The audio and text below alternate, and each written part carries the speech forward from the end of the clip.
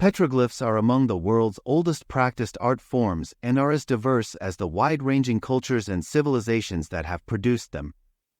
One of these places of immense historical importance is Teymareh in the heart of Iran. A petroglyph, also known as rock art, refers to images that are etched or carved into stone surfaces.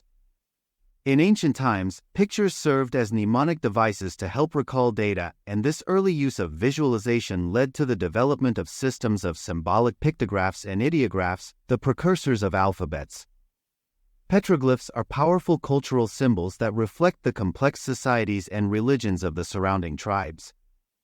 The ancient rocks of Teymareh symbolize the long past of human existence and art throughout the ages. Some of Iran's prehistoric habitats can be seen in the valleys and mountainous regions that surround Khomeini and Galpaygan.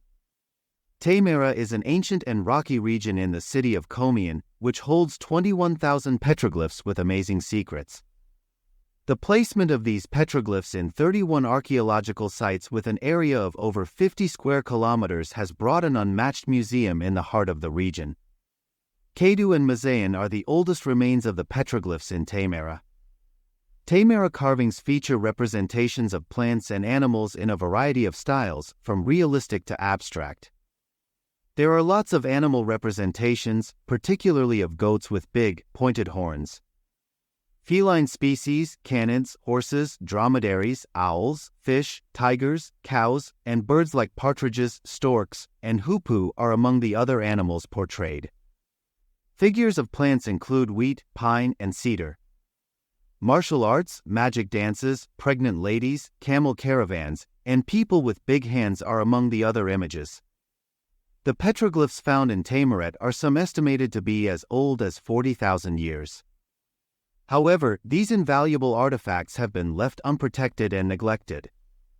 Today, Teymareh stands as one of the largest repositories of such prehistoric art, yet it receives minimal attention from authorities and lacks adequate protective measures. Teymareh has been neglected to such an extent, according to ILNA, that no national foundation has been established to safeguard this cultural heritage, leaving these antiquated relics exposed and unprotected. With thousands of petroglyphs and rock canvases, Teymareh is undoubtedly the largest open-air museum in the world, according to the report. For years, the Teymareh petroglyphs went unnoticed and unappreciated. Local organizations such as the Teymareh Friends Association were recognized for the efforts of communities coming together to raise awareness. Talking to ILNA, Razul Majidi, the director of the Teymareh Friends Association and a leading researcher and guide on Teymareh petroglyphs, has provided insights into the current condition of this vast archaeological site. Teymareh was completely unknown until a few decades ago, Majidi explained.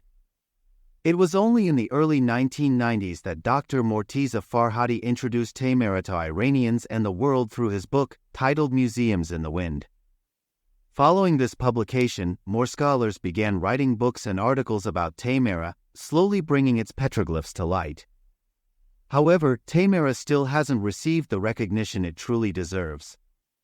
For Italian travelers and scholars who had read Farhadi's book made the trip to the region in 2005. Until Majidi, their guide, showed them the extensive rock carvings, they had no idea where to find the petroglyphs. The sheer quantity of petroglyphs astounded the visitors who, upon their return, urged the site's preservation, highlighting the invaluable value of these artifacts. Until then, we were unaware of Teymareh's significance and value, Majidi admitted.